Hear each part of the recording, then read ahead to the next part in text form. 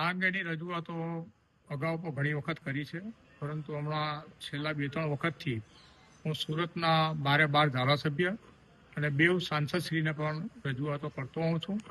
Mayor, deputy mayor, municipal commissioner, standing chairman, police commissioner આ બધાને તો કરું જ છું, પણ સાથે 12 ધારાસભ્યોને પણ હું જોડું છું કે ભાઈ અમારા ધારાસભ્યોનું કદાચ જોર ઓછું પડતું હોય વોલ સિટી માટે તો આપ પણ અમારા સપોર્ટમાં આવો, પણ વોલ સિટીને બચાવો ગમે એમ કરીને, એવી મારી પ્રયત્ન હોય છે. શું સમસ્યા છે, શું બાબતે લખ્યો પત્ર? સૌથી મોટી સમસ્યા અમારે ત્યાં મૂળ સુરતીઓને જે સુરત છોડીને જવું પડે છે એ મોટી સમસ્યા છે ને એનું કારણ વોલ સિટીમાં મલ્ટીલેયર પાર્કિંગનો અભાવ છે અને દબાણને કારણે આ સમસ્યા ઊભી થાય છે. વરાછામાં આ કાર્યવાહી થઈ તો અહીંયા થવી જ જોઈએ, એક પણ રજૂઆત છે કઈ રીતે? વરાછાની પ્રજા લડાયક છે, વરાછાના ધારાસભ્ય લડાયક છે.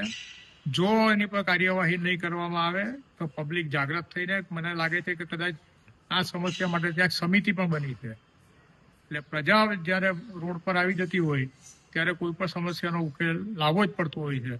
સુરતની મૂળ પ્રજા જે છે એ કોઈ લડાયક મિજાજની પ્રજા નથી, એટલે બધા એને લાઇટલી લે છે.